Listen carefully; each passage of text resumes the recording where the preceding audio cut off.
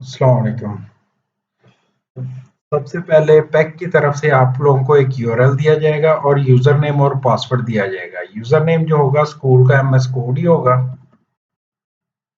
और जो पासवर्ड होगा वो डिफॉल्ट पासवर्ड होगा जो आपको दिया जाएगा। वो आप जैसे ही लॉगिन करें तो उसको आप चेंज कर सकते हैं। डिफॉल्ट पासवर्ड 9 से लेकर 1 तक होगा। 98765432 1 डिफॉल्ट ये पासवर्ड होगा। और आप लोग एक इसमें फीचर नया ऐड किया है कि फॉरगेट पासवर्ड का। ये फॉरगेट पासवर्ड उस वक्त चलेगा अगर आपने ईमेल अपना सेट किया होगा। अभी सबसे पहले तो आप लोगों को यूजर नेम पासवर्ड दिया होगा तो वो आप उसके थ्रू लॉग इन करें। अगर आप लोगों को नहीं मिला आपका यूजर नेम पासवर्ड, आप अपने तहसील फोकल पर्सन से रब्ता करें या डिस्ट्रिक्ट फोकल पर्सन से रब्ता करें। वो आपको यूजर नेम पासवर्ड दे देंगे या आपका यूजर नेम पासवर्ड और आप उनको फ़ोन नंबर और ईमेल एड्रेस देंगे। वो आपका इसमें सिस्टम में एमएस कोड के साथ आपका कॉन्टैक्ट डिटेल आपकी अपडेट कर देंगे। जैसे ही वो ईमेल एड्रेस सेट कर देंगे तो आप उधर से फॉरगेट करेंगे, इधर से आप एमएस कोड और ईमेल एड्रेस देंगे। तो इस ईमेल पे आपको लिंक आ जाएगा, उस लिंक के थ्रू आप इस सिस्टम में लॉगिन हो सकते हैं। तो फिर आप अपना पासवर्ड रीसेट कर सकते हैं। तो अभी फॉर एग्जांपल आप लोगों को एमएस कोड और उसका पासवर्ड मिल गया हुआ है। आप लोग लॉगिन करेंगे। लॉगिन होने के बाद ये स्क्रीन आपके पास आ जाएगी। इस स्क्रीन में आपका ये स्कूल का नाम होगा, एमएस कोड होगा और पेपर जनरेटेड अभी ज़ीरो होंगे। आप लोगों ने कोई जनरेट नहीं किया होगा तो पेपर जनरेटेड ज़ीरो होंगे। इसमें सबसे पहले जैसे ही आपने लॉगिन करना है, पहला तो आपने अपनी प्रोफाइल चेक करनी है। उसमें आप लोगों ने जो डिटेल है आपकी ये वेरीफाइड नहीं है तो ईमेल एड्रेस भी आपने वेरीफाई करना है। कैसे एडिट करें, एडिट करके यहाँ पे अपना ईमेल एड्रेस दें, स्कूल का फ़ोन नंबर, एक कॉन्टैक्ट पर्सन है स्कूल का उसका नाम दे दें और उसका फ़ोन नंबर दे दें, जिससे आपको तहसील वाले, डिस्ट्रिक्ट वाले या पैक वाले आपसे रब्ता कर सकें। ये आपकी अपडेट होगी तो आपको डायरेक्ट आपसे रब्ता हो सकता है आपके स्कूल से। और यहाँ पर आप अपना पासवर्ड चेंज कर सकते हैं, इधर से भी चेंज कर सकते हैं अपडेट प्रोफाइल करके। और ये अलग एक लिंक है चेंज पासवर्ड का। जैसे ही आपका डिफॉल्ट पासवर्ड मिले उसको आप चेंज कर लें और इसकी प्रोफाइल आप व्यू कर लें। अगर कोई चीज़ आपकी सही नहीं है वो तो एडिट करके आप यहाँ से अपनी प्रोफाइल वो चेंज कर सकते हैं। अगर स्कूल अपग्रेड हो गया तो वो भी आप कर सकते हैं।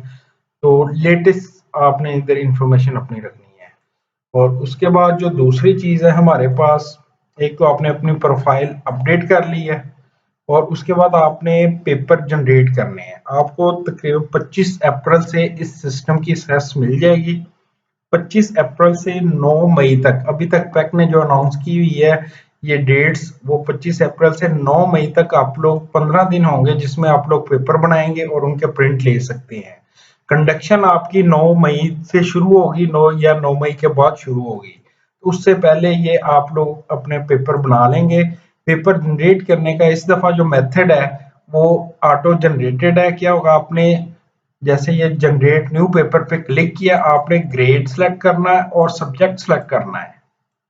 तो ये अभी ये डमी ग्रेड्स हैं आपके, 3 से 8 तक सारे ग्रेड आ जाएंगे और ये सब्जेक्ट्स भी सारे आ जाएंगे। अभी ये जो इसमें आइटम्स हैं और जो पेपर जनरेट हो रहे हैं ये डमी है, ये फाइनल नहीं है। तो जैसे ही आप एक ग्रेड और एक सब्जेक्ट के आप मैक्सिमम 10 पेपर बना सकते हैं। आपके अगर 3 सेक्शन है, 4 हैं, ए बी सी करके आप मल्टीपल पेपर बना सकते हैं। एक सब्जेक्ट के 10 पेपर बन सकते हैं मैक्सिमम। इसमें नेक्स्ट पिछले साल था कि आपको स्टेप बाय स्टेप जाना पड़ता था, 4 ऑप्शन में से एक सेलेक्ट करनी थी।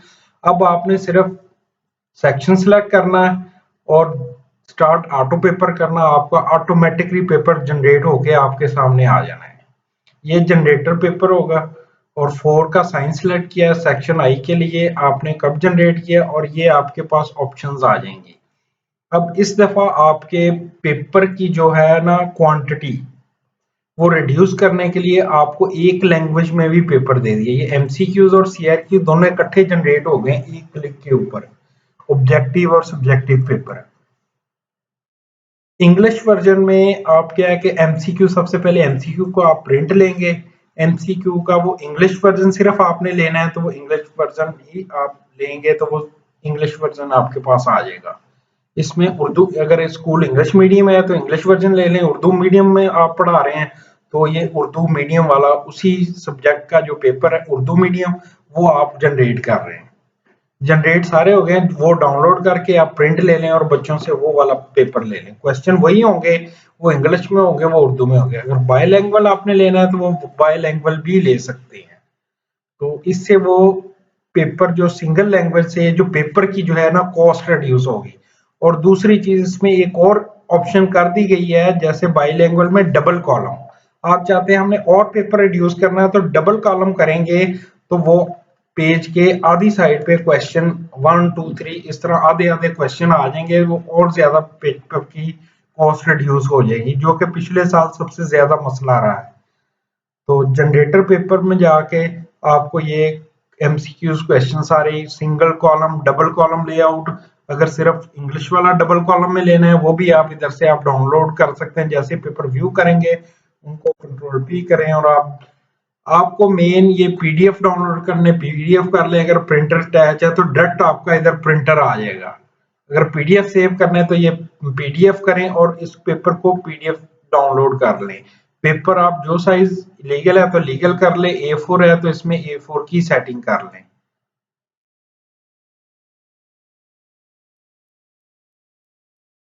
A4 की सेटिंग करके उसको प्रिंट कर लें। ये आपके पास 2 पेज पे 2 लेआउट में आ गया।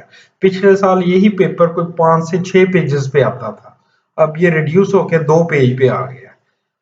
तो इसके अलावा ये प्रिंट करेंगे, आपको प्रिंट हो जाएगा, वो अपना सेव कर लें। और जैसे ये प्रिंट कर लेंगे आपको 9 मई जब पेपर कंडक्ट होंगे इसके साथ ही आपकी इस पेपर्स की कीज आ जाएंगी, एक और इधर कीज जनरेट हो जाएंगी।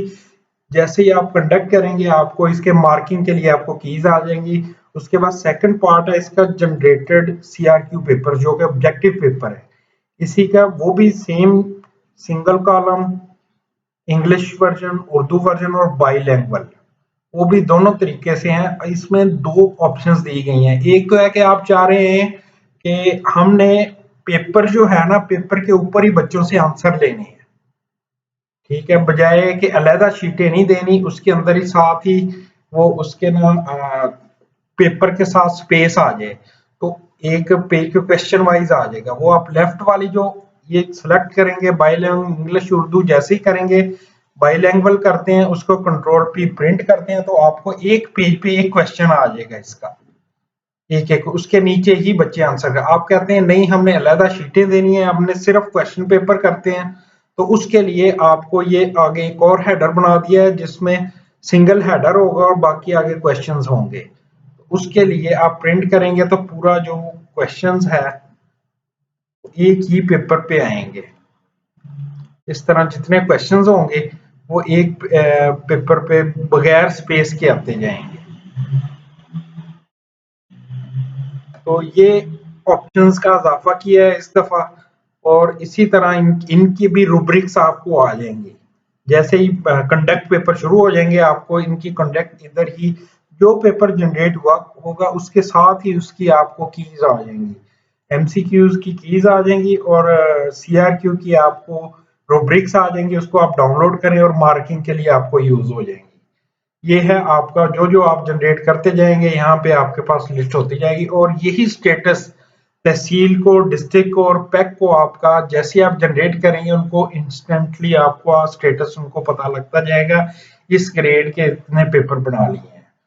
और इसमें नेक्स्ट जो पार्ट है वो हमारा है कम्युनिकेशन का। कम्युनिकेशन में अगर आप कोई मैसेज भेजना, इस सिस्टम में ही एक प्रोविजन दे दी है, आप अगर तहसील को कोई मैसेज भेजना चाह रहे हैं वो भेज दें, वो अगर आपको भेजना चाह रहे हैं वो इधर ही आ जाएंगे आपके। और कोई डिस्ट्रिक्ट को कोई मैसेज भेजना चाह रहे हैं वो भी यहाँ पर ही आ जाएंगे। ये भी एक एक्स्ट्रा फीचर दे दिया है। और ये पूरा जो सिस्टम है और आपके डैशबोर्ड पे ये भी हो जाएगा आपने टोटल कितने पेपर जनरेट कर लिए हैं और इधर भी लिंक दे दिया गया है।